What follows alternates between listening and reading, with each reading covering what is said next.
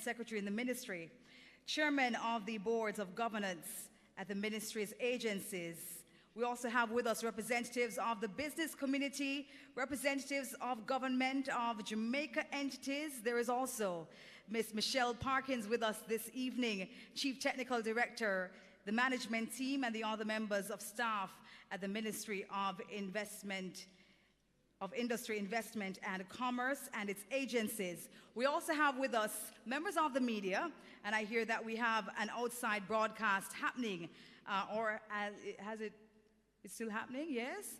Yes, we have Sir Cliff Hughes on the outside from Nationwide, and we are streaming live on JIS, and so we welcome our guests who are online and on air joining us. Other distinguished ladies and gentlemen, again, we say good evening. So, we're gathered here today to celebrate because we have made steps in the right direction. Jamaica, though a dot on many maps, has been big in its pursuits and accomplishments, we can all agree, right? Yes, and in almost every area that we decide to give good quality focus. And the Ministry of Industry, Investment and Commerce, through its commitment to serve with quality and consistency, has decided to rebrand and also become ISO 9001-2015 certified. I think that deserves a big, rousing round of applause. We can all agree that raising the bar in our systems of operation and being held accountable in the way that we achieve is the way that we achieve our goals. And for Jamaica, we still have a big goal, a big vision in sight. Anybody remember the goal that we have in sight? You sure? What's the vision again? Vision 20? Oh, I just want to make sure that we remembered. And the vision is to live, work, raise families, and do business. Yes. And we're still able to do so. Do you believe that? Absolutely. And the steps we are acknowledging today signals that we are committed to getting there. So for the first half of this event, we will reveal the new branding of the ministry. And we'll get to see all the new brand assets as well. This brand advancement serves to underscore the ministry's focus on quality standards and excellence. This new look is modern and professional, and it embodies a commitment to provide ongoing support to Jamaican businesses in a streamlined, efficient way that is in keeping with international best practices. So to give us the official opening remarks, please help me welcome a lady of detail and results, Mrs. Sansia Bennett Templer, Permanent Secretary in the Ministry of Industry, Investment and Commerce. Please make her welcome.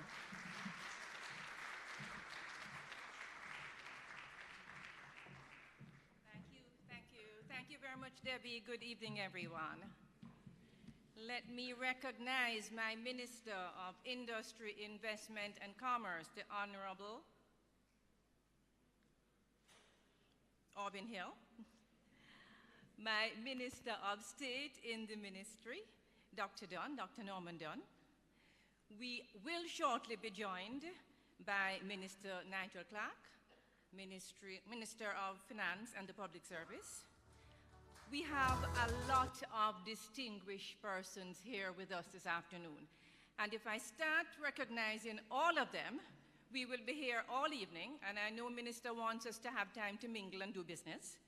And so I will just say very quickly, welcome to representatives of private sector organizations, private companies, chairpersons, and CEOs of our agencies and departments, both our agencies and departments, and I know others are here as well, from agencies that have previously been certified to ISO standards working in conjunction with this ministry.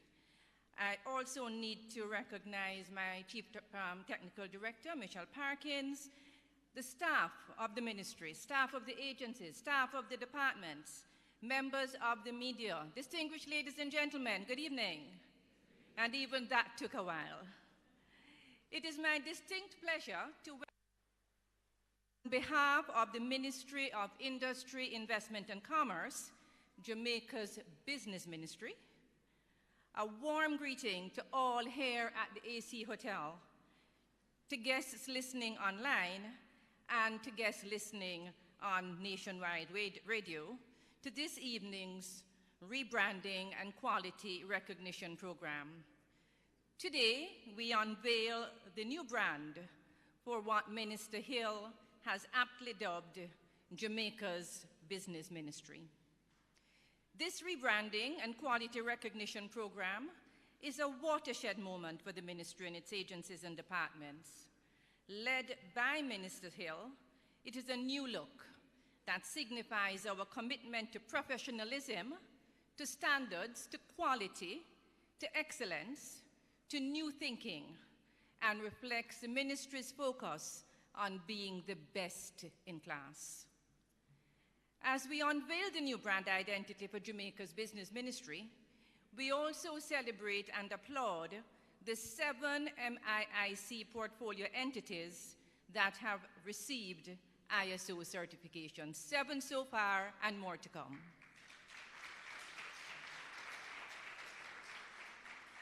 The ministry is proud of this accomplishment. We are also especially proud as we have ourselves received our ISO certification as a ministry, leading by example as the ministry charged with responsibility to implement ISO certification in the public sector. Today, we celebrate our commitment to excellence, to continuously raising the bar, and to enhancing our standards for the benefit of Jamaica. This quality recognition achievement accords with the MIIC's commitment to continuously improve the business environment, increase exports, secure a larger share of foreign investments, encourage and facilitate local investments, and to protect Jamaican consumers. It also aligns with our responsibility to implement the National Quality Policy of Jamaica and establish the National Quality Policy Council. This council will provide strategic direction in achieving the 3 goals: quality culture, quality infrastructure, and quality management. The MIIC stands proud as a leader in promoting and implementing quality management systems. Implementing the ISO 9001 standards in organizations and businesses demonstrates the ability to use a systemic approach in management. This is critical to business resilience and sustained economic growth. It also underscores a commitment to developing a culture of quality. The ISO unit of the ministry has continued to champion this process and is instrumental in the certification of 30 GOJ entities certified to ISO 1001 to date. And ladies and gentlemen, we have 5 other government entities in the process, and we're sure that by the end of this evening, those of you who are in the audience who have not yet started that journey will have a discussion with our ISO unit. They're at the back of the room, and sign up with them to start on this journey. We want to recognize Mr. Reginald Budan. Mr. Budan, please stand.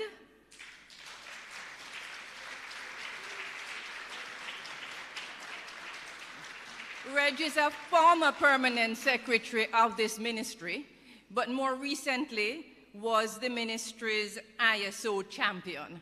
And a lot of what has been accomplished because of the support that Reg has provided to the process.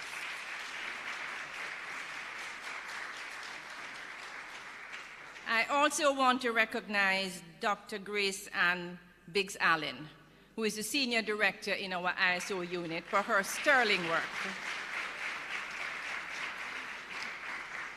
And to also recognize all the members of the ISO team who have been involved in this process. And I have to give kudos to the team at the Ministry of Industry, Investment and Commerce.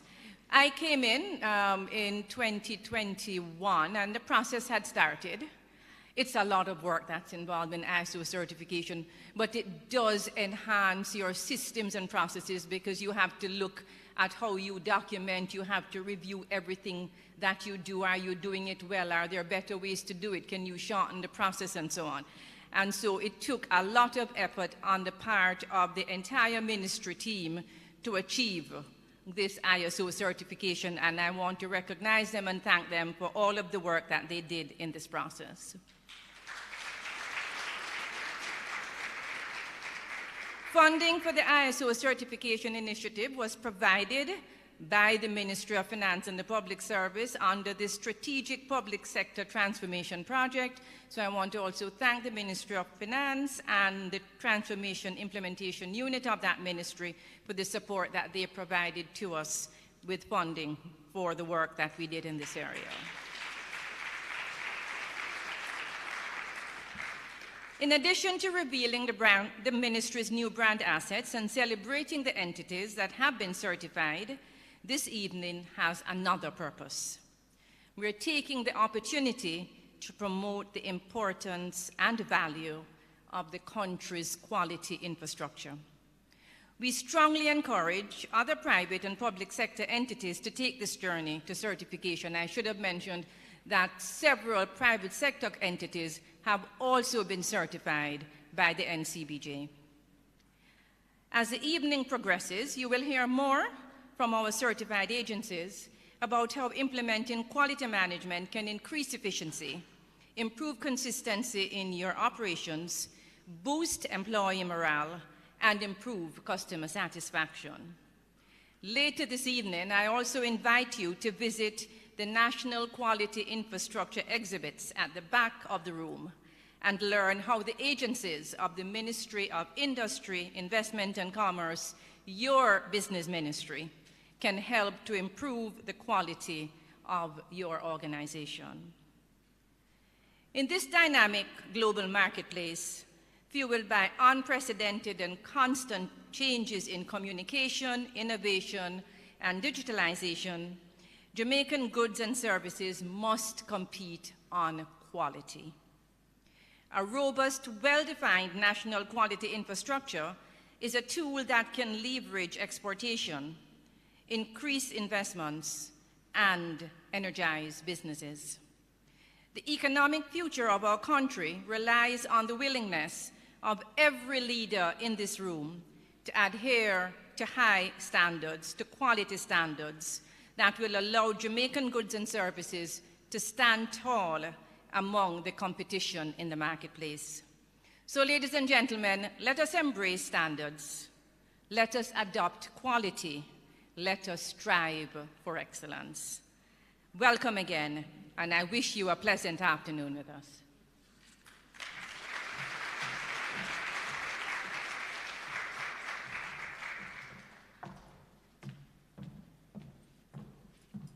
And we say thank you to Mrs. Sansia Bennett-Templer, our Permanent Secretary in the Ministry of Industry, Investment and Commerce. Can we give her another round of applause, please?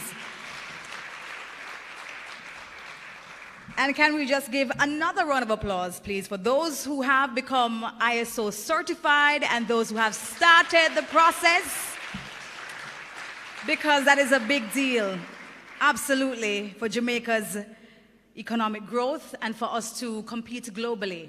And that is what it's all about. It's all about competing with standard. We are able to do so, even though we're little.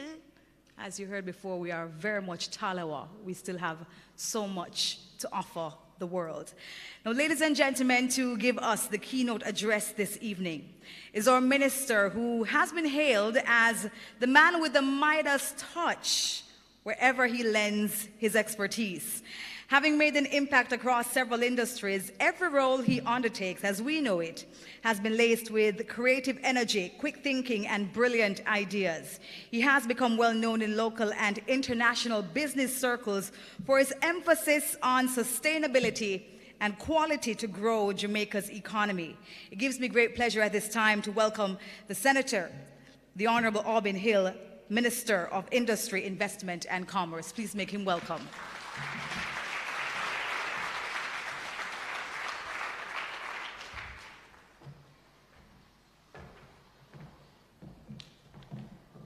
Thank you very much, Debbie, our host for the evening. You know, I saw the PS getting confused between the Senator and the Honorable. I'll take the Honorable part.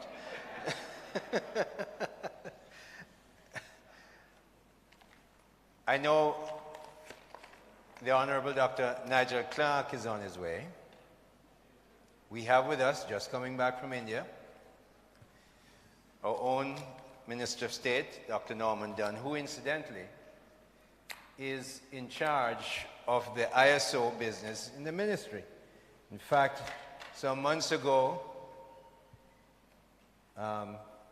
really before I even got to the ministry, Dr. Dunn realized that we're out there selling ISO whatever, and I tell you what it is, it's 9001 2015. Please don't leave off the 2015. Guys at the back will tell you you have to have the whole thing. So Dr. Dunn was there, and he said, look, we're out there selling this thing, and we're not ISO 9001 2015 certified. So I said, all right, get together, let's do it. So, to Dr. Dunn and the team who have done this together, and it's really outstanding. Those private businesses, they're big names, you'll hear them later on, who have joined it, are very pleased of it, and I'm very happy that they have done this, and I wanted to give them a round of applause.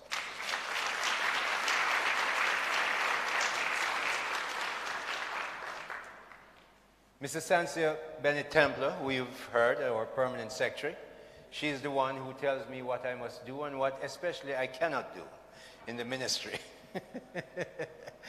Chairman of boards, you and your board members who serve for free. The lawyers have a fancy name for it, pro bono, but it's free to me. You, all of you who are here and serve so well and so diligently. Some of you I know, Melanie at Jampra spends 6 hours sometimes in board meetings with our board members because of the weight of what they have to carry at the agencies. Government is complicated. I can tell you that I came from private sector where we thought we did complicated things. Well, try government. So all out there who in the private sector, recognize these people who work so hard and for free. So chairman and board members of the various, and there are 20 agencies we have, I thank you very much.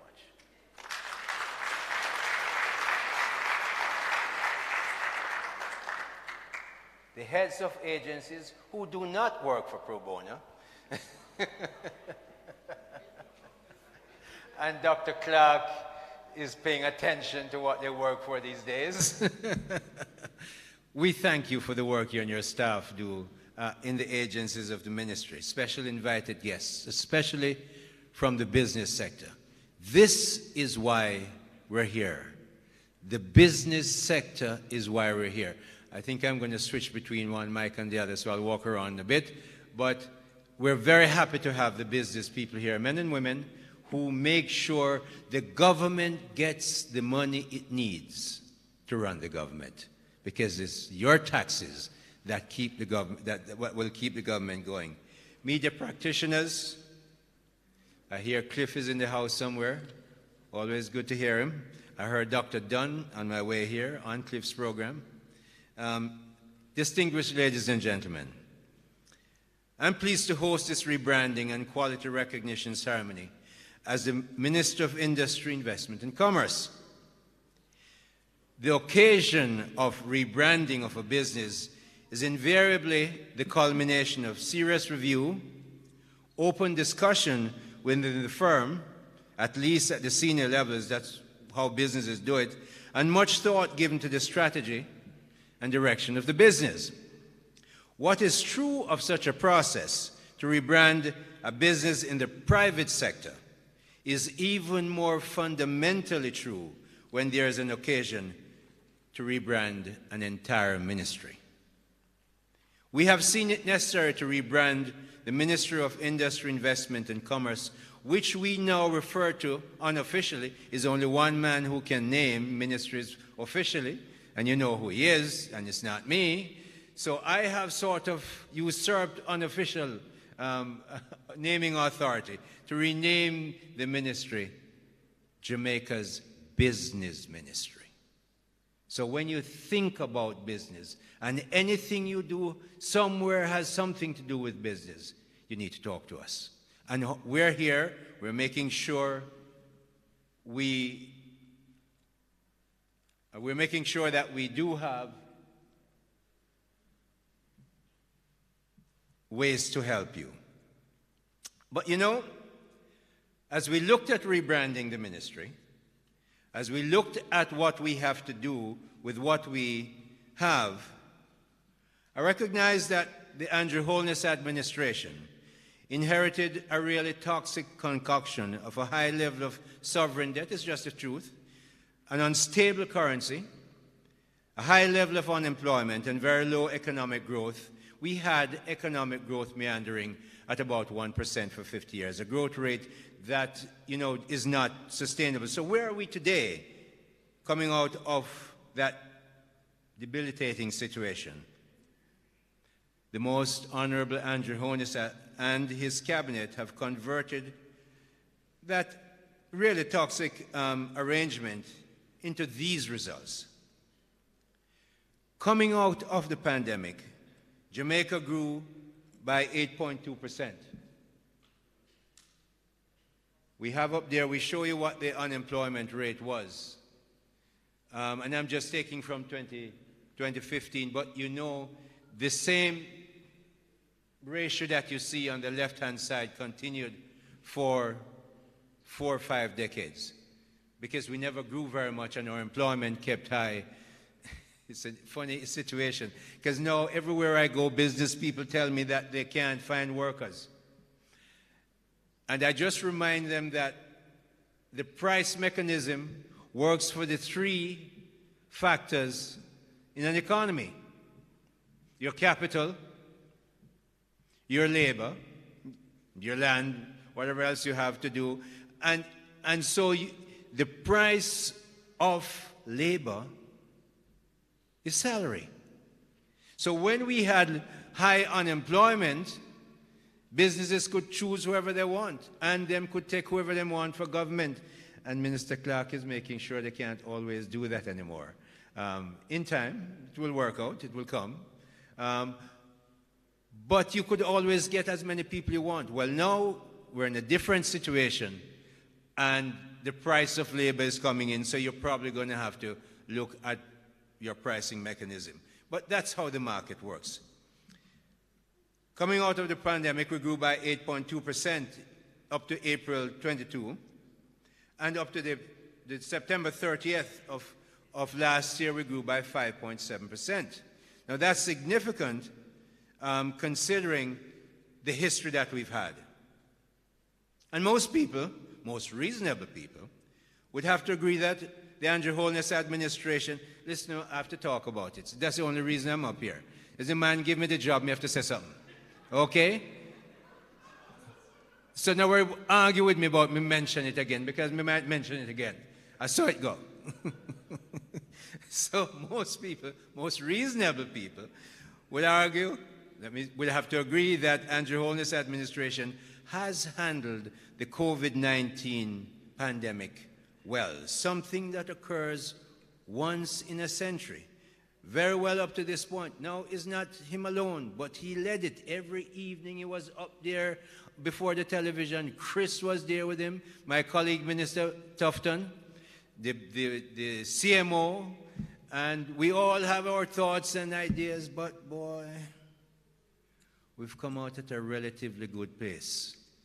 And a lot of people have to take credit for that, including the people who made the sacrifices and couldn't go to work and had to work from home and teach them children. Not easy. So, before Minister Clark changed the rules and said we're going to make sure the central bank focus on targeting inflation. Even when he said it, because I led the bill through the Senate, people were saying, you can't do this, you have to look at the foreign exchange rate. How many people here are talking about foreign exchange rate anymore? The central bank has done what we expected would happen. They have managed the currency well.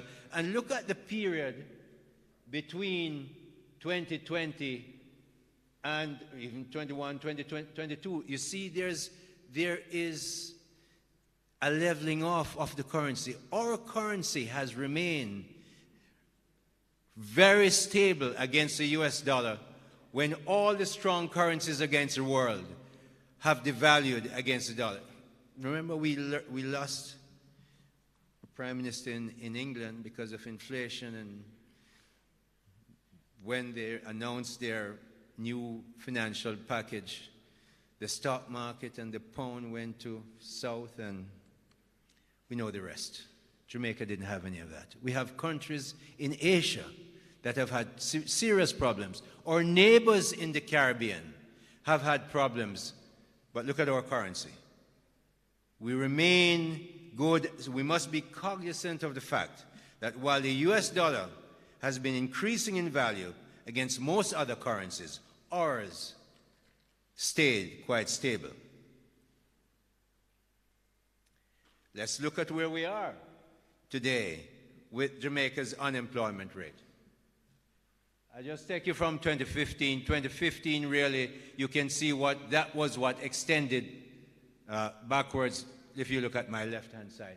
But look at what has happened to unemployment. Where we are, 6.2%. That 6.2% was, I think, in February of last year. January was even lower to 6.1. So that's where we are. In an emerging market, we're looking at almost full employment, which is why business people are saying we need more trained Jamaicans to get into the workforce. My colleague, Dr. Clark, kept the debt trajectory on a downward slope. I can tell you, international bodies, private sector banks, locally and foreign, want us to borrow a lot more money. No. The debt trajectory must go one way down, because as we take it down, we have fiscal space to use that money to build an infrastructure and make a better society for Jamaica. Debt is close to death. Let's avoid it. So I support that position. We borrow only when we have to. And yes, there's a time when it makes sense, but most times, especially when what we looked at what we did in the past, it hasn't made sense. Today, Jamaica is seen by many local business investors, and that's most important to me as the Minister of Business here in Jamaica, that local investors are positive on Jamaica, as well as foreign ones. A few weeks ago, I was at the British High Commissioner. Two of Jamaica's biggest business people took me aside and said they haven't seen Jamaica in this condition for 40 years, and they are investing billions of dollars in Jamaica to make sure their business grow. Now, you can take a guess where that money used to be in times past. If it wasn't invested here in Jamaica, where was it? Now they're investing in Jamaica, but foreign investors are also looking to invest in Jamaica. Do we need a lot more? We need a lot more, especially when I tell you some of the things I'm going to tell you in a minute. And how did we get here? By good government policies and the robust, positive, and intelligent practices of our vibrant business sector. Don't believe that government alone can do anything. Government can't do most anything well that the private sector does. So we must set policies, set the rules, make sure it's fair play, make sure consumers are looked after, and let business get on with their business. One of the big complaints that I have, especially from my young entrepreneurs, some of them who I know very well, is that government makes rules to try and trap the 3 or 4% people who behave badly, and there are some of them who behave badly. And then, in that process, they mess up the entire life of the other 97%. So as we, and a lot of us are government people, and certainly here in the Ministry of Industry, Investment and Commerce, we must change that mindset. You can't just try to control everything and mash up everything.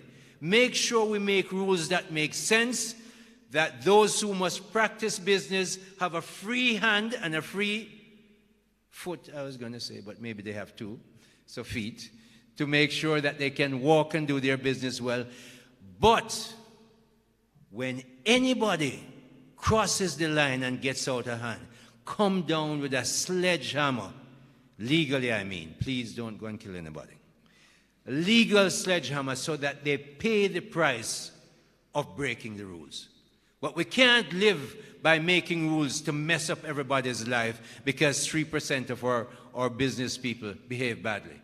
That doesn't, so we have to think differently. That's what we want to talk about here in the business ministry. The Financial Administration Audit Act was put in to make sure that that kind of business, that we look after ourselves and we're transparent in government. The role of business. That I talked to you about was the government part. We make policies and we try and make sure that we keep the currency proper and unemployment going the right place downwards. The business part is as vitally important. Let's start with the basic fact. There is nothing called government money, and I'm going to repeat it. There is nothing called government money. The money that the government controls, Dr. Clark has it, but the government no make no money. Let me explain to you. Most of the government's money comes from businesses and their employees. Most of government's money come from businesses and their employees. So me love business. Because it's the only way we can have a civil and sensible and growing society. There are certain sources that we must recognize. Incredibly helpful remittances from the Jamaican diaspora. They don't come into the government consolidated fund, but the people who get most of that money, they have to spend pretty much all of their disposable income. Therefore, when they spend it, businesses have to collect the GCT and send it into the government. One of the most efficient ways to collect taxes. And you know something? Even if you hide money, sooner or later you have to buy food, you have to buy clothes, and if you fancy, like some of my business colleagues, and I'm not just looking at Tani, then you want to buy big cars, you have to make sure you have, you pay GCT on it. So in other words, remittances, I always pick on them. Remittances are very important to us. Grants from various governments. The EU is very helpful to us. And we recognize and appreciate it. But the biggest part of the $815.3 billion that Minister Clark mentioned in the supplementary budget in November last year, the biggest part comes from business. At this stage, we just want to stop and you know, clap business, because sometimes them not get no clap. Them not get no clap. All them get is how them want more money and no. So let's clap businesses because that's how the country works. See our revenue and expenditure there? 2016, when you came in, revenues went up. Sorry, the expenditures went up. We had to work hard to get the revenues up.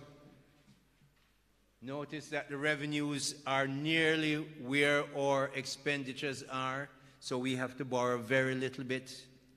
In fact, I talked to you about that supplementary budget. Minister Clark added $60 billion to our expenditure level last year. And he could do that because the revenues coming from our tax collections was raised by 65.5. So therefore, we are in a good place, and we didn't raise any taxes, no new taxes since 2016. In fact, we cut it twice, 1.5 each time, 1.5 if you earn 1.5 million. And when we looked at what was happening in the pandemic, we cut the GCT by 1.5 to 15% from 16.5. I'm not sure why they like this 1.5 number, but works. So if businesses and their employees are the largest provider of money that the government spends, and if businesses are also the entities that employ so many hundreds of Jamaicans, hundreds of thousands of Jamaicans, and pay the largest salaries in the economy up to now, you will understand why the Ministry of Industry, Investment and Commerce must be rebranded to take a laser-sharp focus on helping, encouraging, facilitating our businesses to excel, to be profitable. Nothing wrong with being profitable. Not in my book, and not, as it was famously said, in the cabinet that I sit. Not in that cabinet. Profit looks good. And constantly to exceed their previous achievements, that's businesses, and to lead Jamaica to become a wealthier country. We must do something about that. A lot rests on business shoulders. I took government's responsibility up front. Now I'm saying to your businesses, you have a real job to change this country, because government can't do it. Government can't do it alone. You can't do it alone because you can't set the rules and play. Government is important. Together, we need to make sure we understand that for this country to be changed, to become a wealthier country, and even a wealthy country, we must have businesses working well. Hence, the Ministry of Business. You know, to do that, we have 20 agencies. They come up there, see them there? All of them. JAMPRO, GIFSA, JIPO, that's Jamaica Intellectual Property Organization, JANAC, you'll hear more about that. Consumer Affairs right at the top there. So while I push business, businesses must play by the rules and play fairly. Consumer Affairs Commission, Miss Dulcie's right there, Fair Trade Commission, all of them have to work together to make sure it works.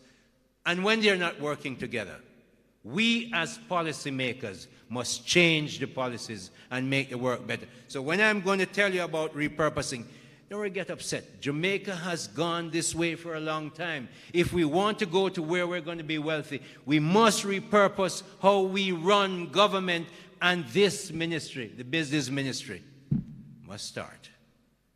Others are probably ahead of us, you know them.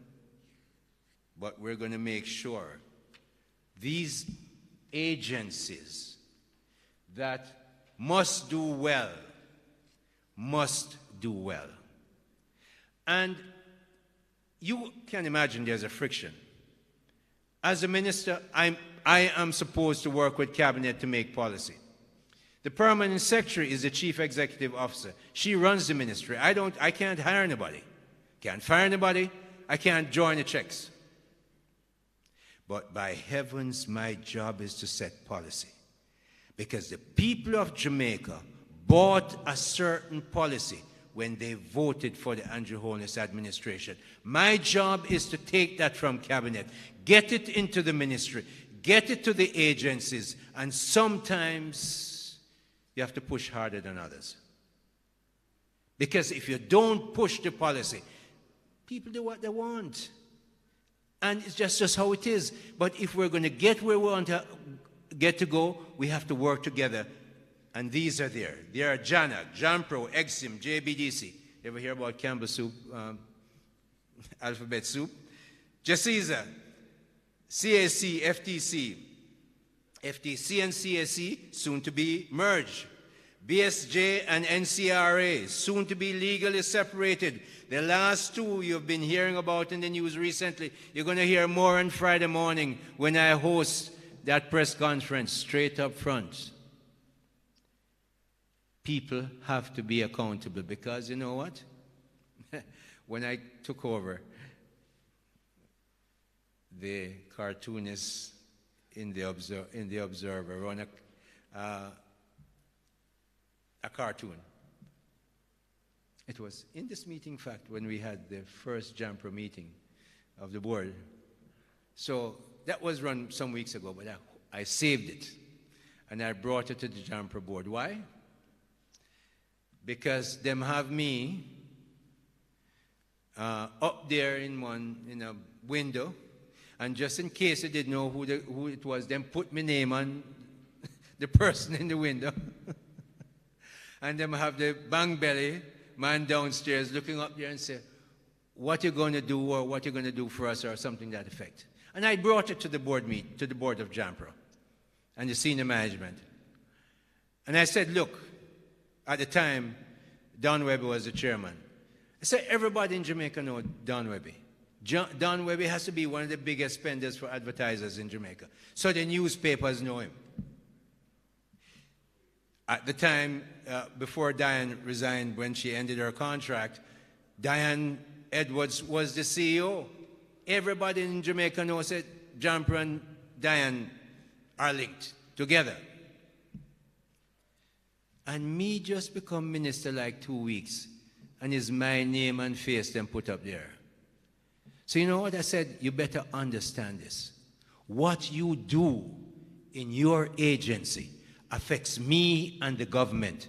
They're not calling the head of the agency. They call you, but in the end, they come right back to the minister. Because A, they ascribe to us a lot more power than we have because I want to run the place. I can't tell you what to do. But when it goes wrong, it's us they hold accountable. So you better do it right. And if you don't do it right, you're going to hear from this policymaker. Not to interfere with your business. I have been a CEO long time.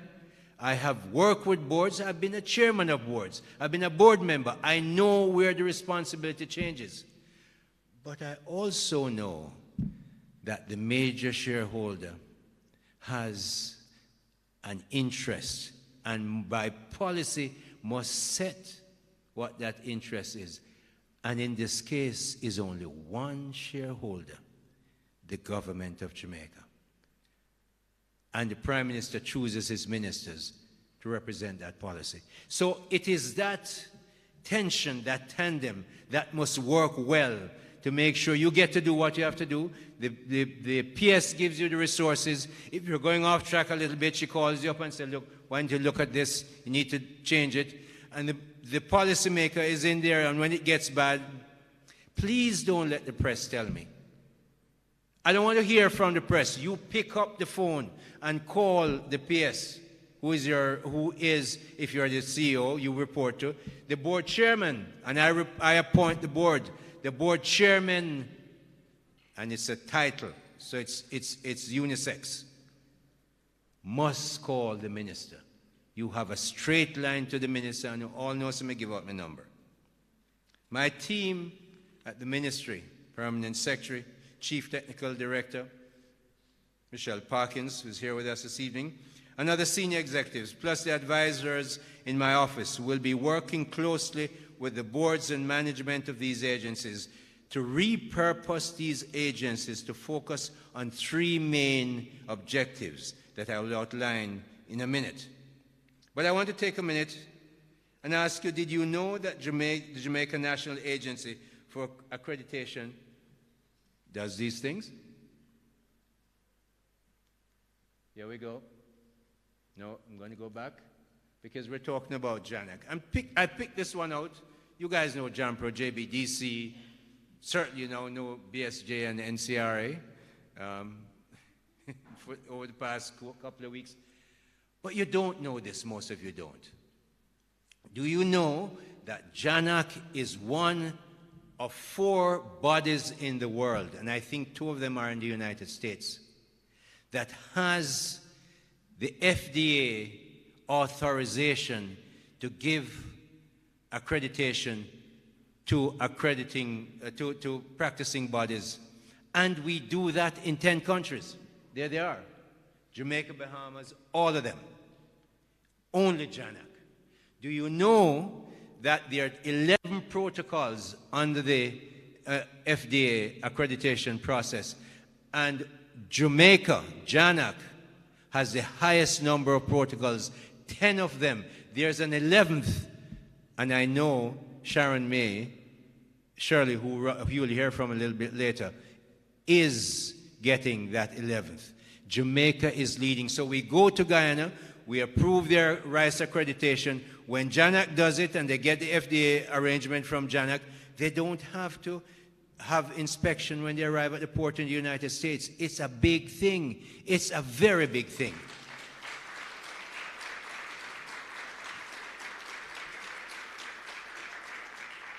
We have the International Laboratory Accreditation, ILAC with the Mutual Recognition Arrangement, the Inter-American Accreditation Cooperation, JANAC, and one of the nice things about JANAC, it is self-sufficient in terms of the money it earns. Don't have to ask the PS. Give them a clap. They don't have to ask the PS for any money.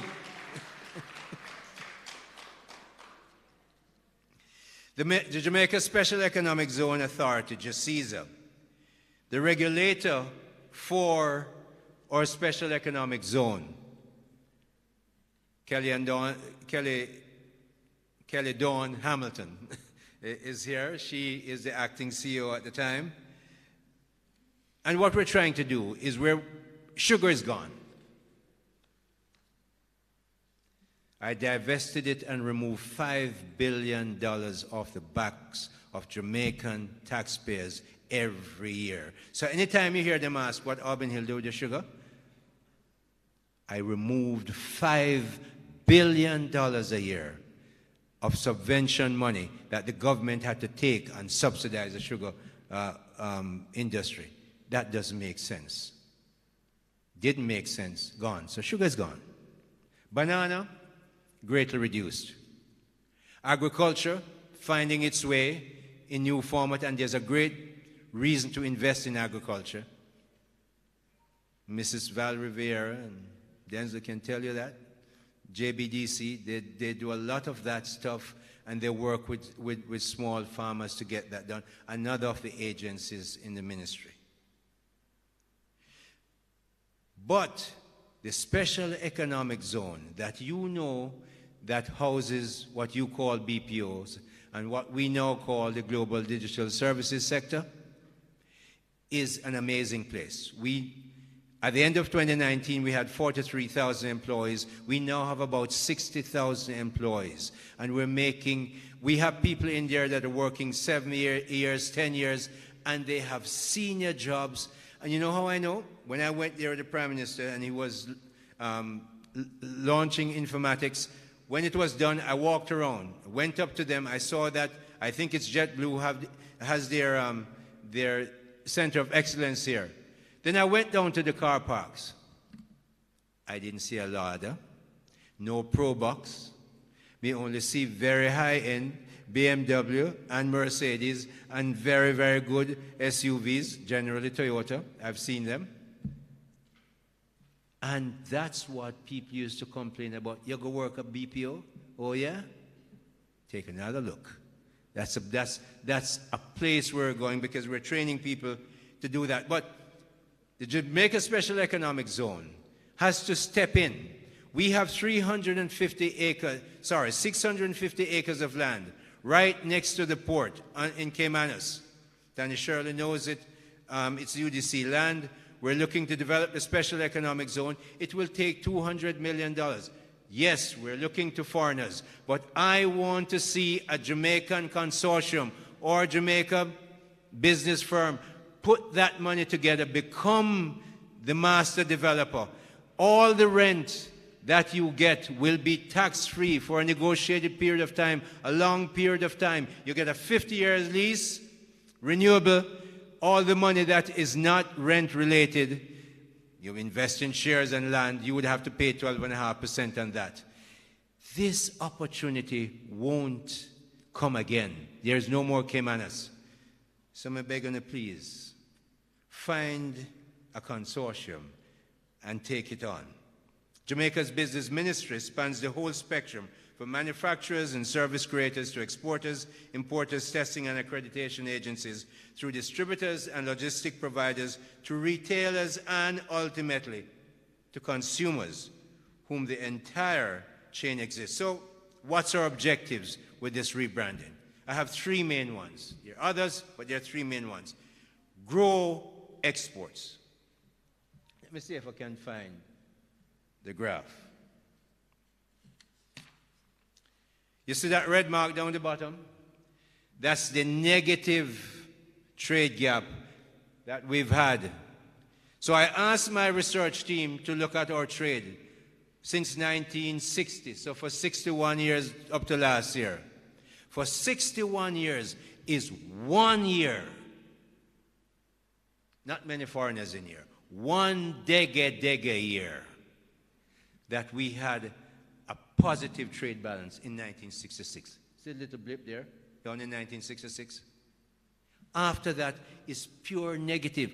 How do you become rich being negative on your trade? So you know what? Let me tell you what the numbers are. So you see that history.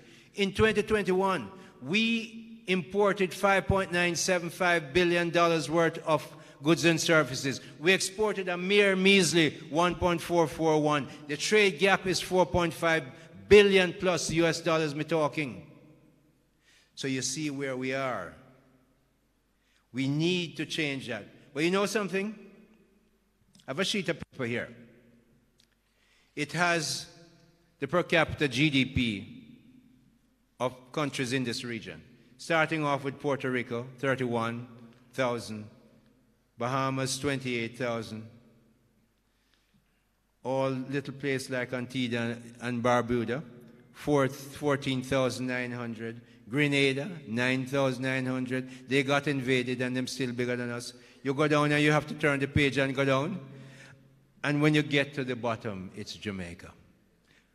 4,586,000, less than 5,000 US dollars is our per capita GDP. So if you split it up among all Jamaicans, that's what you get.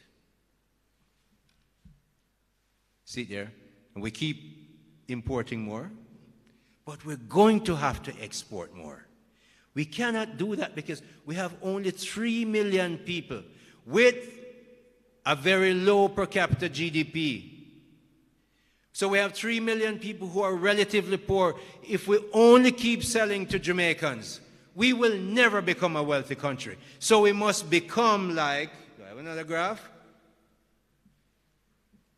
You see that gray one up there? Singapore. Look at everybody else. You can guess what the red one is. See where we are? Now, I want you to be as upset as I am. That is unacceptable. We don't even talk about trading. We don't talk about export. We talk about everything else. Everybody else's politics. We talk about politics in Jamaica. How much are we exporting? Businesses in here, I don't care what you do. If you make coffins, find a way to export it. So you know what? I warn people, if they invite me to them funeral, I am going to find a way to talk about export. So don't invite me to your funeral. Because it is so vital to the country. We have to change this. We cannot remain poor people. We must export to the world. There's a lot riding on the shoulders of government and business in Jamaica to balance this trade issue. That negative trade balance that I showed you before can't stand. It must go. Look at Israel. Israel has 9.2 million people. And they export their per capita GDPs for about 48. Singapore has 5.7 million people, a small country. Luxembourg has an even higher per capita GDP than Singapore. Look at where Singapore is, 15, 16 times ours. Them don't have no oil, them don't have no people, them don't even have land. They have to buy dirt from somewhere and put in the sea to make land. But they are trained. That's where we have to go. It's one of my 3 objectives. So I'm going to move quickly and show you that Jamaica's export history has been a terrible one. This history is tough to tackle. It cannot stand. You all now understand why our many agencies must focus whatever they do. So if you get 10 applications for a new business, Company Office of Jamaica, and you see 3 of them look like they will export, move them to the top. Don't tell anybody I tell you that, because I'm going to tell you, say you're not doing their business fast. But I'm just telling you that export has to take preference. You have to work that out. Whatever you're doing, when you're doing accreditation and it's an exporter that comes in, give them the first but. Or a company that is substituting things that we buy. Look at that, because we have to make sure, but above all, we need to get hard currency. We have to export. And it's not just goods. Services. We're taking, how am I going to help export? Trade missions. Just took one to Guyana, the beginning of October, 35 business people or so. The business arrangements, the meetings that they've had, 5 of them I think are going back. Businesses have started, uniforms are being built, we're exporting more stuff. So this time, on the 23rd of January, we're taking 60 businessmen, about 45 or 46 businesses going with us. Why are we doing that? Because we have to go look for the markets. And the truth is, when I go to Guyana or Trinidad or anywhere else, as a minister, I can open doors. No, don't believe this is going to my head. Me no say. Is one man make the call, a whole minister. So we're going to use it till he make another call. But until he make that call, this minister out there a sell. Because we haven't done enough. We haven't taken people overseas and say, here's a market. Come look at the market. Guyana has just found 16 billion barrels of oil declared. Exxon running it. So you know Exxon has another 5 or 10 in their back pocket. They'll tell you the whole truth. They don't tell you how much they find. And they're finding more every day. 83,000 square kilometers of land. Only 780,000 people. Them love Jamaicans. We love them. We treat them with respect. They know we respect them. And they asked me to come back, so I'm bringing 60 of them this time. We have over 100 business-to-business meetings set up already. The Go Invest in Guyana tell us, please now stop. So we're taking Nicholas. Nicholas knows everything in Guyana. He's from Jampro. He's on the board. Over there, raise your hand, man. I want them to know who you are, so if they want to go, it's you. Nicholas going to look for other business meetings while we're there. That's how we have to go about it. And there's no excuse. We must do it. We have to do it. So we're taking that mission to Guyana. So that's one way we look at building or taking down that negative barrier. So what's the other one? The second one is grow investments. Look at our foreign direct investment. When I came into the ministry, PS will tell you, I asked for a sheath of data. Data on the people who run the place, data on what we have done, what our exports are, what are we looking at. See where the foreign direct investment is going? Wrong direction. So when we go to Guyana, we look for people who have money and say, come to Jamaica. Because yes, you're going to build a port when in 4 or 5 years' time you won't recognize Guyana. They're going to have a wonderful port, but right now they have a draft. The Marara River has 3 or 4 meters deep. Them not have no port, so Jamaica should become the logistics center.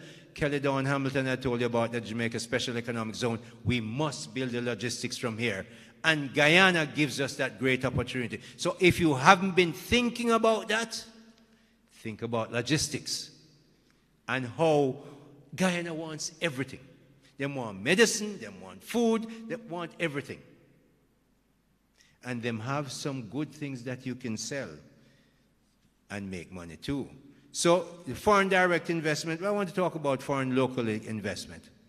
There are rich people in Jamaica. I was talking to somebody yesterday, and they tell me, say, you know, I think it's Main Event. Main Event, they have 30 parties going. Now, what do people go to party? Why are you laughing, Tanny? And they tell me, said, this year Frenchman was bigger than ever. And we know what's happening. The banks have a lot of money to lend because the government not borrowing. We step out of the market so you can have all the money you want. So we need to make sure that we have local people investing in Jamaica. And I'm going to be very focused on local direct investment, and our agencies will be as well. And the third one, third main objective, we have some other ones, listen to this. Train many young people. And I'm talking about apprenticeship. JBDC does, but we're coordinating with HEART to make sure the 300 or 400 young men who do ganja in them hands, left school, never finish, because all the girls them are graduate and them gone. We need to take them in. HEART is working out a program. They start, I think, this month. Prime Minister's put in a new chairman, a new managing director, repurposing HEART, so we must repurpose.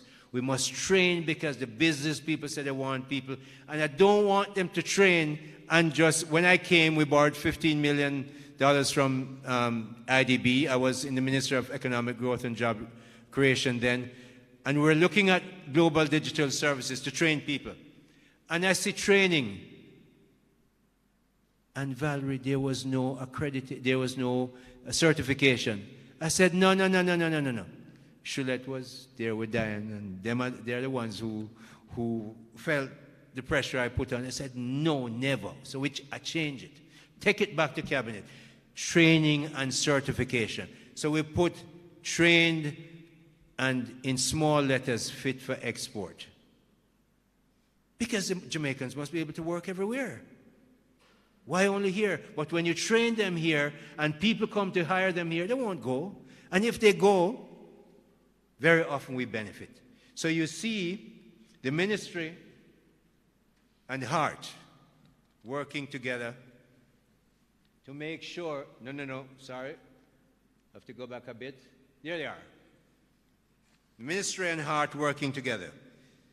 So business must also take a much stronger responsibility, greater responsibility for training. I have lived around the world. I've lived in 9 countries, done business in a whole heap. Don't even tell you about it. Waste your time. But what I've found is many businesses overseas, especially in developed economies, and we know that, but some very astute emerging market economies are training their people well. If we don't, we're going to remain poor. And I don't like poor. I don't know any Jamaicans who like poor. Those of us who are privileged to lead must help them get to a better place. We must be honest. We must honor our jobs. We must do what we're supposed to do. We must help them raise up that ladder. That's our responsibility. We're privileged, and we have a responsibility to do it. And by heavens, this minister is going to hold everyone accountable, starting with me. That's why I'm making it public.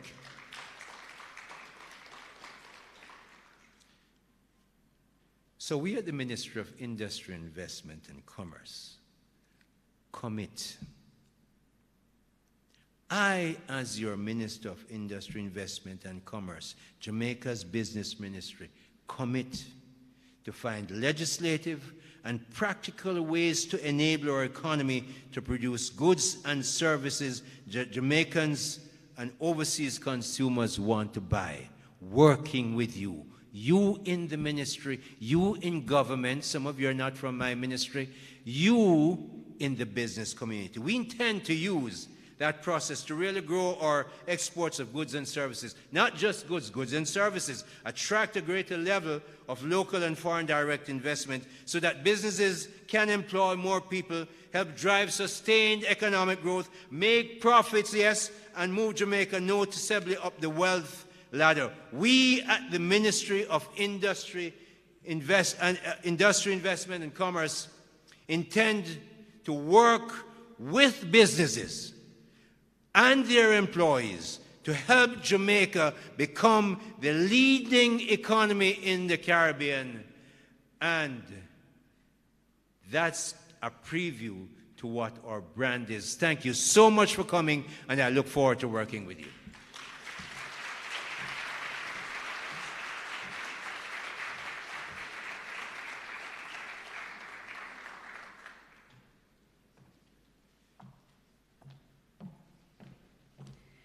Ladies and gentlemen, please put your hands together once more for Senator the Honorable Auburn Hill, Minister of Industry, Investment and Commerce, unofficially Jamaica's Business Minister.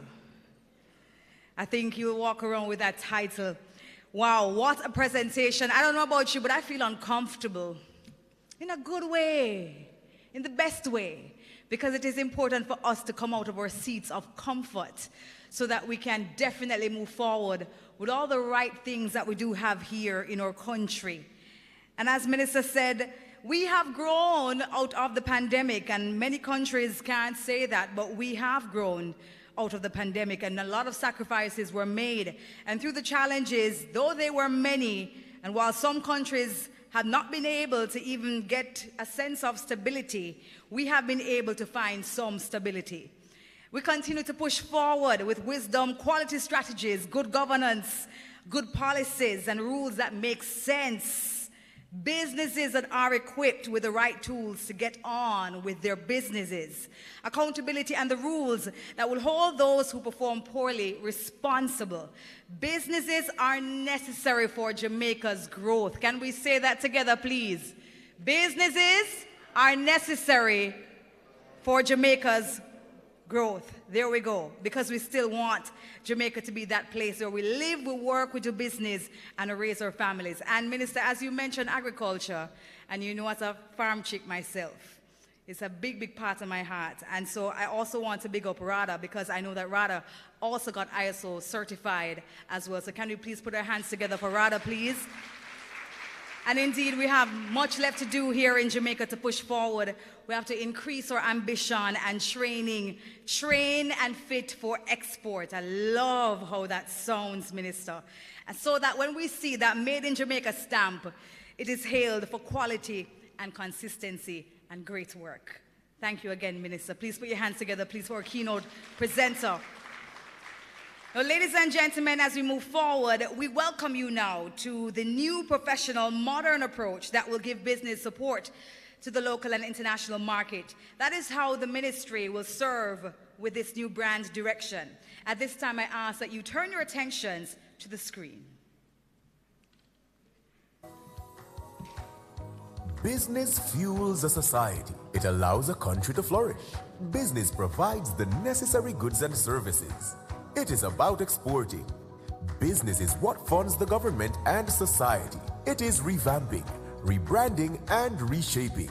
The Ministry of Industry, Investment and Commerce, Jamaica's business ministry, is transforming to serve you better, the business community, and the people of Jamaica. We are focused on increasing exports and trade, innovation, economic growth, boosting investments, strengthening industries, empowering consumers, quality and excellence. The colors we use to encapsulate our national pride represent us. We have bound them together in our new logo to show how embedded our pride is in our Jamaican people. Black, the strength, creativity and ability to face the challenges of the nation's people. Gold, the natural beauty of the sunlight and the wealth of the country. Green symbolizes hope, Jamaica's abundant agricultural resources and environmental resilience, and the continuous growth of our economy and people. The new brand is clear and precise. It signifies that we are professional and straightforward and will communicate with simplicity and clarity. It conveys modernity and timelessness. We are positive about Jamaica's future and the hope and promise of the generations and years to come. The new brand signifies the Ministry of Industry, Investment and Commerce's commitment to supporting export and investments, job creation, protection of consumers and businesses. We will continue to lead with vision and a strong purpose.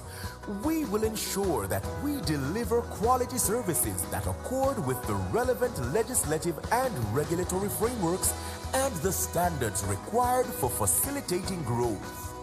We will simplify the ease of doing business and safeguard consumers. We will never stop innovating, never stop creating, never stop growing, learning and reinventing. The Ministry of Industry, Investments and Commerce, Jamaica's Business Ministry.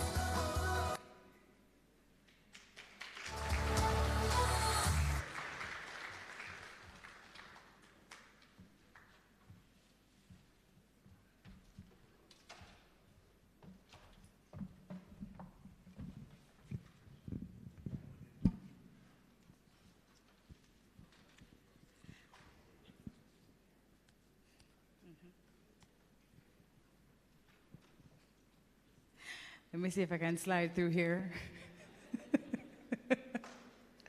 Ladies and gentlemen, please put your hands together. Jamaica's Business Ministry. And Minister, I'm asked to invite you back to the stage to say a few words. We also want to acknowledge the arrival of our Minister of Finance, the Honorable Nigel Clark. Thank you so much, sir, for being here with us this evening. Big round of applause for the Minister. Welcome, Minister. You got lots of kudos in my speech, but because you've done a tremendous job in holding you manage the money, and I was here telling people how you manage it, then I told them who actually made the money that you managed. Thank you so much for coming. What I want to say about what you see here is, if you look at what we had before, which is sort of behind you, don't look at that too much. When are you, you will put up the new logo in a minute. But here we are looking at the Ministry of Industry, Investment and Commerce. We have made sure the national colors are there. Listen to me, man. When you have the black, green and gold, that is so clearly identified with Jamaica. Very few flags are known. US, of course, is known. British gets these days mixed up with Australia, New Zealand, and so on. But Jamaica's colors, we don't even have to put in a flag anymore. You see black, green, and gold, you know it's Jamaica. So we wouldn't move away from that. And of course, when you're talking about anything these days, I had an interview this morning with some overseas newspaper, and although it's Ministry of Industry, Investment and Commerce, somehow the conversation get around the green. What you're doing for climate change, what you're encouraging business to do. You have to spend a lot of time talk about it, and if you're going to deal with the international community, you better understand what it is. So, here's the green, part of the flag. And we are what? Growing exports. When we go to Guyana, sometimes you don't have the place to put the whole logo on, so we have a tagline. Jamaica's Business Ministry. Before you came, I just reminded everybody who has the right to name a ministry is only one man.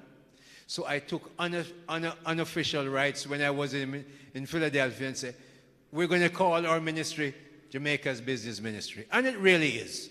When you have an issue on business, you come to us. If there's tax involved, we have to write a letter to the Minister of Finance, but we cooperate. We go to the same cabinet. We have the same goal. It's one goal, a better Jamaica. There are no two goals. So we have three ministers here, one goal.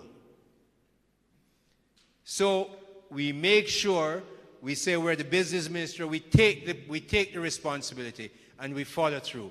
Increasing investment. So our first aim, Minister Clark, because you weren't here, but you know the numbers like I do. We import 5.975 billion US dollars worth of goods and service. We export a measly 1.441. The gap is over 4.5 billion US. We have to export.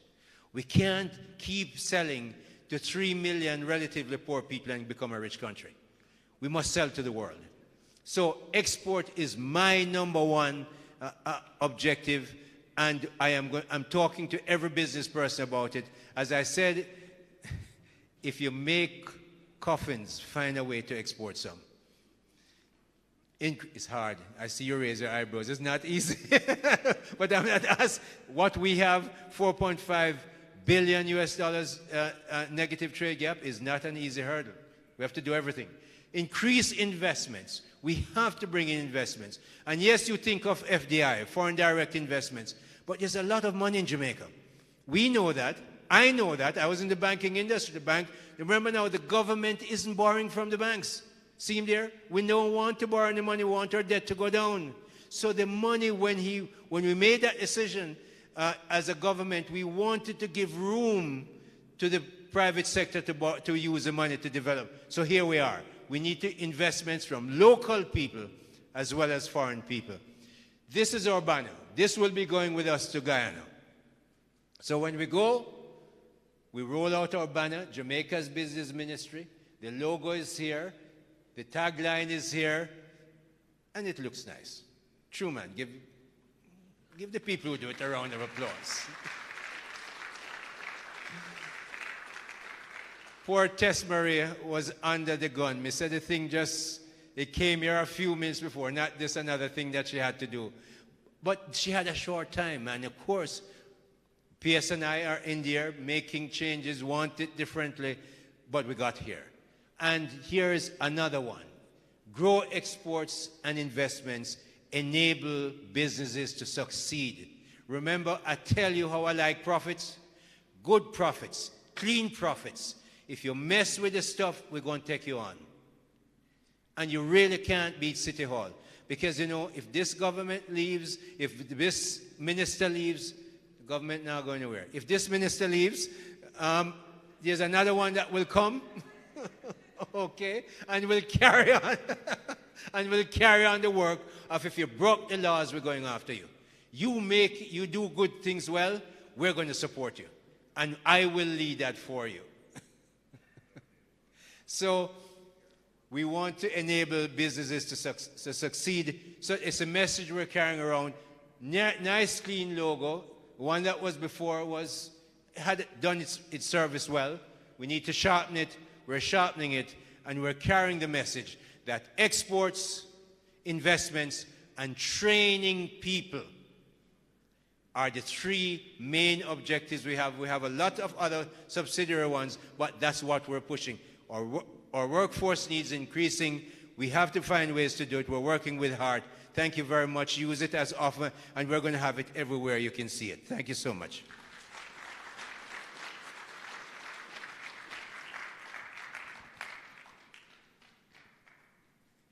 Sorry, Debbie. That's okay. In fact, I need you back on the stage. Again? Yes. Ladies and gentlemen, please put your hands together for our minister and for the new brand assets that will be representing and showing the new brand strategy and the way forward. So at this time, I'm inviting our permanent secretary to come to the stage because she has a special presentation for you, Minister. I know you did not anticipate this one, but I'm sure you'll hang this one high. So this will be the first official photo moment in front of the new banners with the minister himself, the Minister of Business. Please feel free to take out your phones and capture the moment. What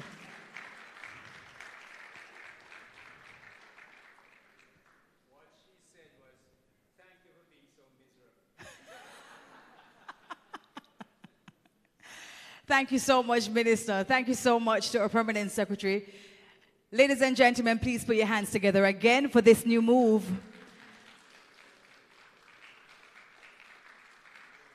Jamaica's Business Ministry.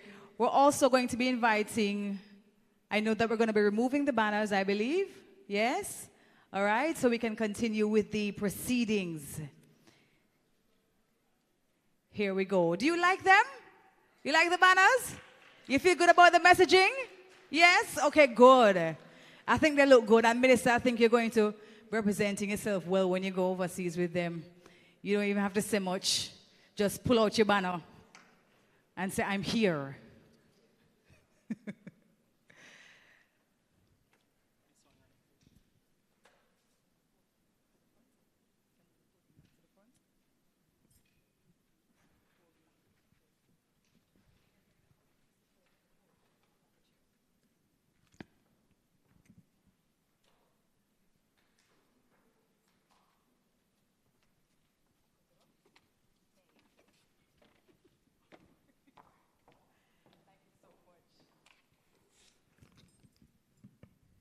Thank you so much. And that brings us to the end of the first half of the proceedings. And now we move forward to the second half, the last of the proceedings. So it is time to acknowledge the certification of the ministry and the agencies now certified ISO 9001-2015 Quality Management System. The ISO 9001-2015, Minister said, do not leave off the 2015. The standard aims to improve the business environment and quality of public service delivery in ministries, departments, and agencies. It demonstrates that there is care for customers and clients, and that there is a commitment to the most efficient and up-to-date services. In September 2022, the Ministry of Industry, Investment and Commerce became the first Ministry of Government to be certified to ISO 9001-2015 standard. To attain this certification, the process and systems of the ministry underwent a rigorous testing system of its processes and systems. As the entity mandated to manage the national quality infrastructure, it was considered critical that this ministry lead by example and achieve certification. And I also want to acknowledge other entities that have been certified ISO 9001-2015. And as I go along, I'll mention them. We're talking about 30 entities. I want to acknowledge the Accountant General Department, the Auditor General's Department, the Council of Community Colleges in Jamaica, Excelsior Community College, Jamaica Information Service, National Land Agency, Land Tilting Division, I believe. Thank you so much. There we go. Management Institute for National Development, the National Environment and Planning Agency, National Works Agency, the Passport Immigration and Citizen Agency, TAJ, Constant Spring Revenue Services Center, Urban Development Corporation, and I have a few more to go, but can we please put our hands together for all these entities that are now ISO certified. Now, our next speaker knows much about the importance of being accountable and also about the importance of having quality at the very center of our operation. A vice chair of the Inter-American Accreditation Corporation of the Americas and Chief Executive Officer of the Jamaica National Agency for Accreditation, JANAC. Ladies and gentlemen, it gives me great pleasure to welcome Mrs. Sharon May Shirley, Executive Director for Jamaica National Agency for Accreditation, who will be presenting on Jamaica's national quality infrastructure. Please make her welcome.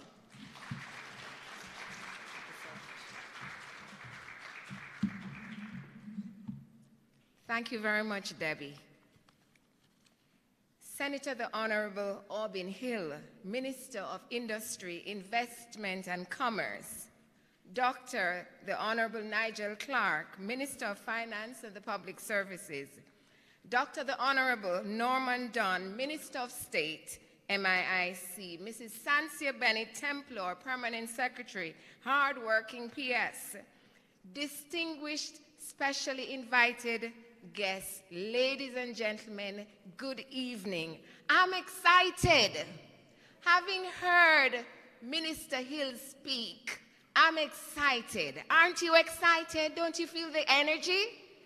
We are absolutely proud to be standing behind Minister Hill. A round of applause for our minister.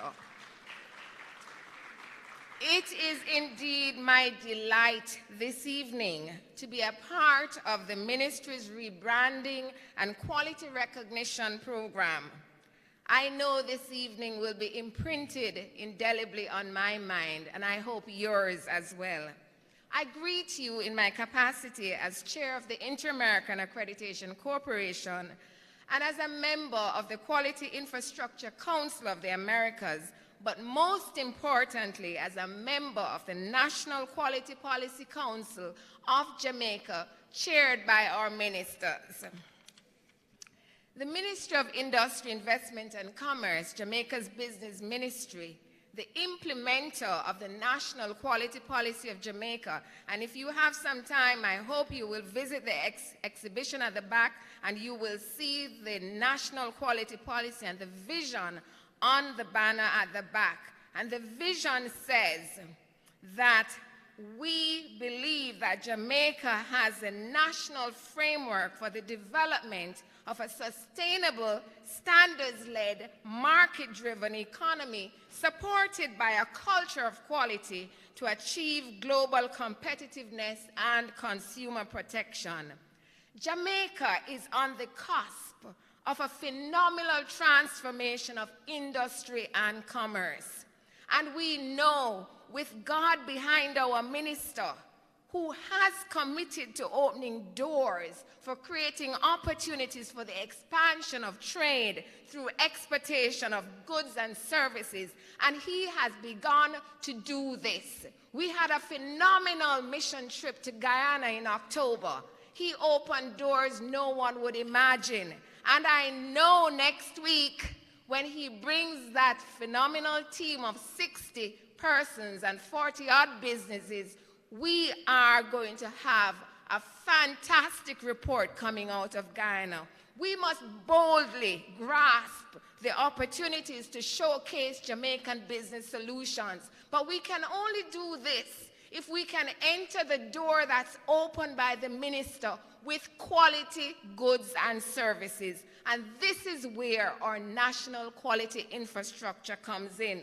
Our national quality infrastructure, with organizations that support standardization and metrology, our Bureau of Standards Jamaica, accreditation, JANAC, the Jamaica National Agency for Accreditation, conformity assessment. We have in our ministry conformity assessment bodies representing inspection bodies like the National Compliance and Regulatory Authority, the Food Storage and Prevention of Infestation Division. We also have Jamaica's premier certification body, the National Certification Body of Jamaica, and the NCBJ is in the spotlight this evening. But why is the national quality infrastructure important? The effective operation of markets needs buyers and sellers to be confident in the reliability of the goods and services that are traded. When a businessman in Jamaica tells a business operator in Africa or Europe that I can deliver the goods or the services that you need, how do they trust you?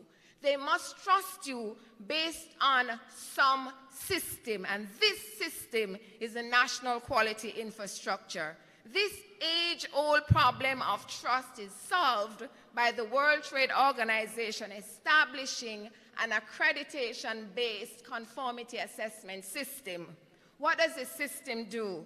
This system says that when an entity is checking the quality of the good or service, that there is an overarching layer of confidence that is provided by the national accreditation body of the countries that are in the partnerships or the mutual recognition arrangements.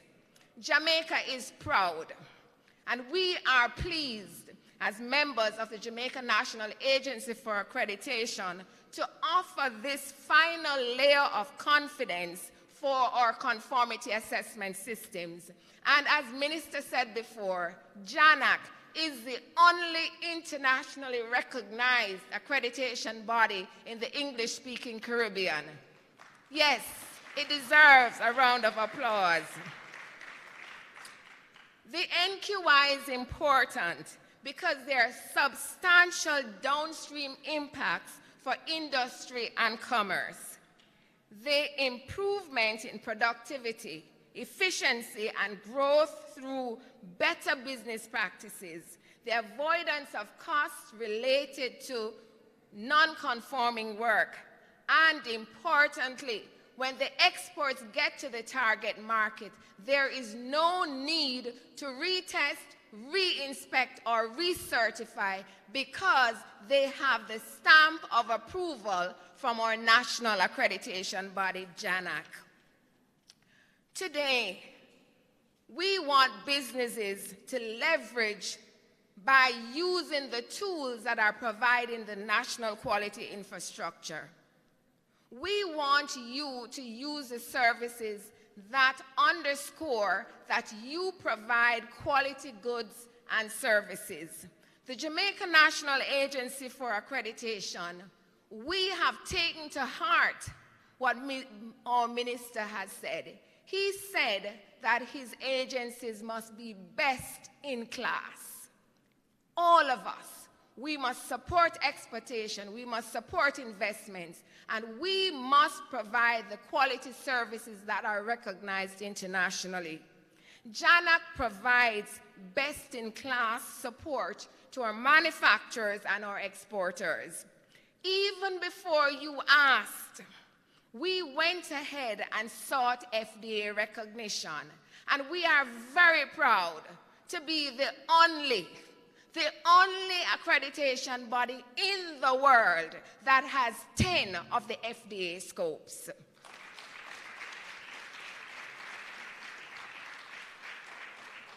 Through this recognition, JANAC accredited certification bodies can attest to the safety and security of manufactured human and animal food products exported to the United States of America. JANAC is also internationally recognized for several standards, and we are proud that in a few short months, Minister, we will also be recognized for accrediting calibration laboratories. JANAC serves 10 Caribbean states, 10 including Trinidad and Tobago. We are very happy to be providing these services, and we have taken the challenge that Minister Hill has given us. He said, Sharon May, when we were in Guyana, 10 is not enough. You need to do much more. And very soon, Minister, you will hear about the 11th. JANAC provides accreditation services that can be trusted. We stand behind our ministry's motto of standards, quality, and excellence. We espouse this culture of excellence, and we have an effective quality infrastructure. We have the foundation built on quality management systems. This evening, the National Certification Body of Jamaica stands tall. We celebrate with their achievements as they recognize 7 MIIC entities. And you know, 7 is a perfect number for God. And He will continue to bless our efforts. We thank Him for the tremendous successes we have to date, but we know that we must, under Him and under the guidance that He will give to Minister Hill and Dr. the Honorable Norman Dunn, to lead this team so that we can make a significant impact in the trade deficit that we saw this evening. I don't know about you, but I'm looking forward to some of that income that Minister Hill is talking about. I want my children to have the resources that he is passionate that every single Jamaican should have. This evening, we are here as members, all the agencies and members of the team at MIIC standing behind you, Minister. We are here to demonstrate that our ministry is committed to standards, to quality, and excellence. Thank you very much.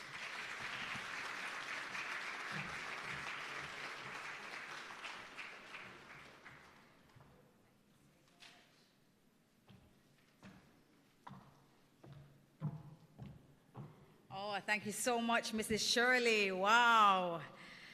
Thank you so much. She says we are on the cusp of greatness and we continue to press forward. We are so grateful and thankful for the work of Janak in helping Jamaicans to really get to the world. You know, we're always saying Jamaica to the world. We're still going to the world, you know. All right? We're still going to the world for sure. And I agree with you, Mrs. Shirley. We are very excited about the future. Now, we have mentioned a couple of times since we started that we have 7 certified agencies that we will be acknowledging today. So before we do that, we ask that you turn your attention to the screen as we hear from them the value of the certification to the entities.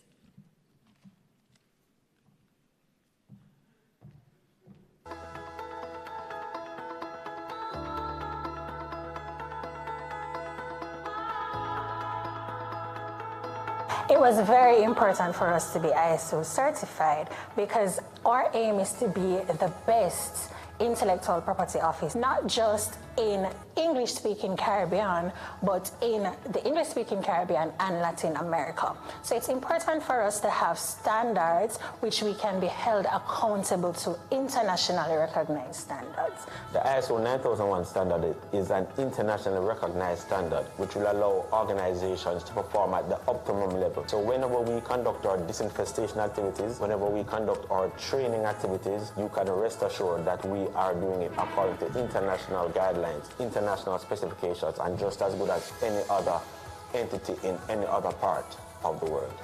Now, in terms of ISO certification, the Commission worked very hard to achieve certification under the ISO regime.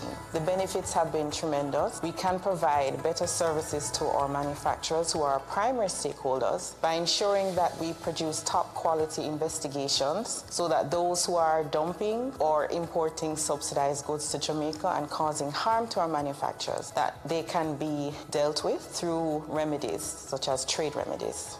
So the HSRA being ISO certified, it means that we are able to provide the kind of quality service that our stakeholders, and the stakeholders are the users of ionizing radiation technology. We're able to provide quality service to the business community. We're able to engender the kind of trust that is needed for the customer base that we serve or the stakeholders that we serve. We have to applaud the support that we received from the Ministry of Investment, Industry and Commerce, knowing that a move to be ISO certified is not just a good move for the ministry, but for the Jamaican economy on a whole. So this initiative of the Ministry of Industry, Investment and Commerce for all its agencies to be ISO certified is an excellent initiative. It means that every agency under this ministry will adhere to international standards. We at JBDC, we are very excited that our ministry has taken on board this concept of getting us all on the road to getting certified ISO. And they themselves are showing by example. And I think that this rebranding exercise is very important. What it's doing is refreshing our image, making a strong statement that we are about business. Processes are being changed, processes are being improved because we're focused on efficiency and delivering for you, delivering for our Jamaican people, making sure that when you come to us as organizations, what it is that you come to do, you're able to do it effectively. We don't waste your time, we deliver. And it's predictable quality all the way. So we are very excited at the prospects of the future as we all move forward together as a team. Absolutely. One ministry.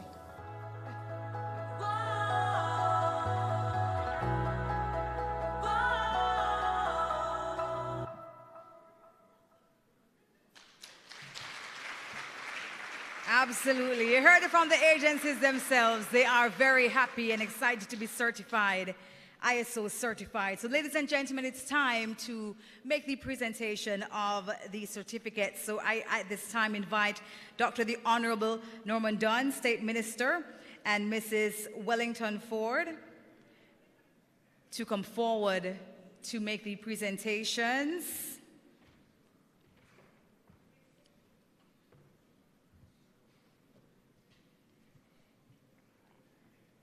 And to the agencies, as you hear your names, we're asking that you come forward to accept your certificate.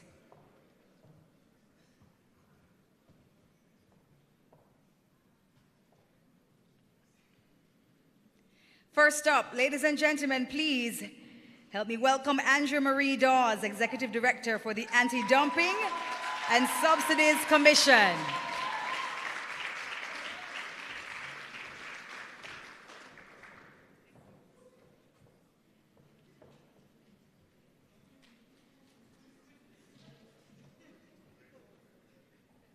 That's right. Getting the good side for the photos. Big move there. Congratulations are indeed in order. And our next recipient from the Company's Office of Jamaica, representing the Company's Office of Jamaica, Heather May Sutherland, Deputy Chief Executive Officer, Acting Deputy Chief Executive Officer. Ladies and gentlemen, please make her welcome.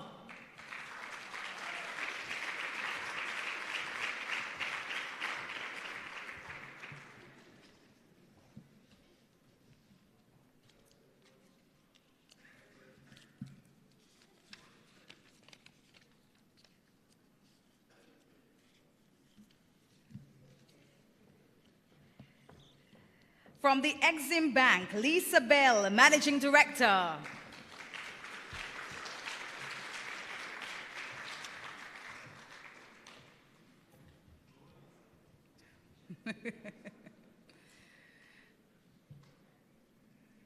Lisa has a fan here. Go, Lisa.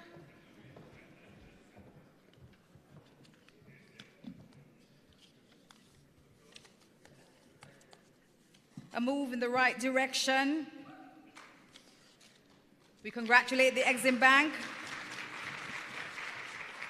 We invite to the stage Dr. Roy McNeil, Chief Food Storage Officer for the Food Storage and Prevention of Infestation Division, to collect his certificate.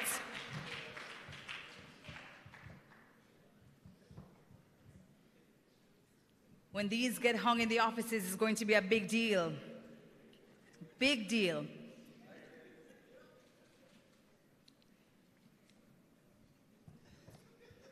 Thank you so much, Doc.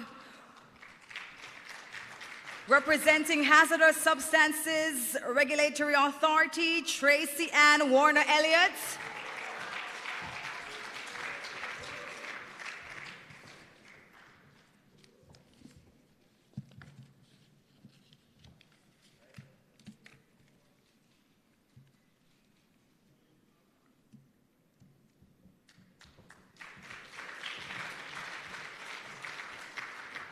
From Jamaica Business Development Corporation, Valerie Vieira, Chief Executive Officer. And we just saw Miss Valerie making her superstar debut a while ago on the big screen.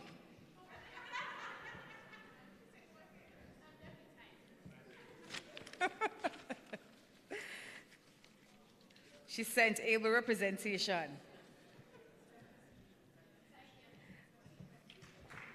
Congratulations to the Jamaica Business Development Corporation. And we invite from the Jamaica Intellectual Property Office, Lily Claire Bellamy, Executive Director, to come forward to receive her certificate.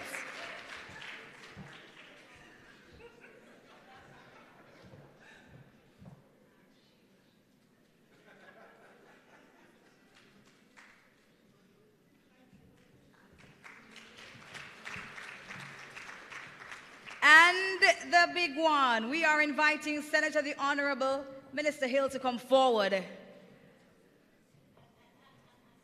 Receiving for the Ministry of Industry, Investment and Commerce, Jamaica's Business Ministry.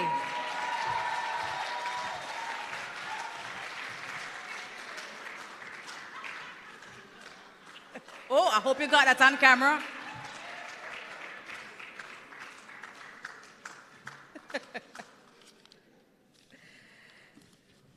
Wow. Thank you so much. Ladies and gentlemen, please put your hands together for all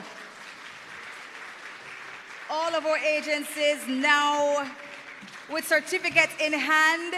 And before we wrap up, I want to mention the other agencies. I told you we had some more to acknowledge. We want to say congratulations to the Early Childhood Commission, the Jamaica Constabulary Force, the Jamaica Tertiary Education Commission, National College for Educational Leadership, National Housing Trust, the Public Procurement Commission, the Jamaica Productivity Center, the Rural Agricultural Development Authority, RADA, the first agricultural entity in Jamaica to be certified,